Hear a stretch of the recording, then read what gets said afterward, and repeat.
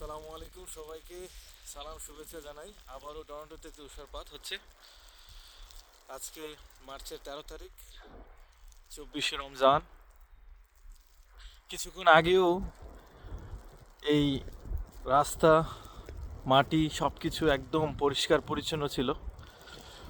মনে হচ্ছিল যে কোনো কিছুই নাই, একদম শুকনো। এখন এই মুহূর্তে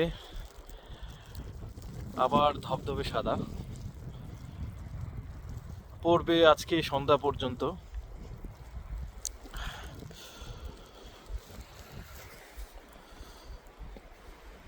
অনেক ঝোড়ো বাতাস হচ্ছে। তাপমাত্রা ফিলস লাইক হয়তো -7-8 এরকম।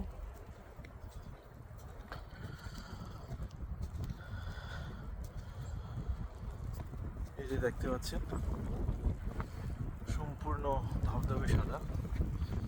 এই যে আমি দাঁড়িয়ে আছি একটা রাস্তার কর্নারে, মোড়ে, আমার বাসার সামনে।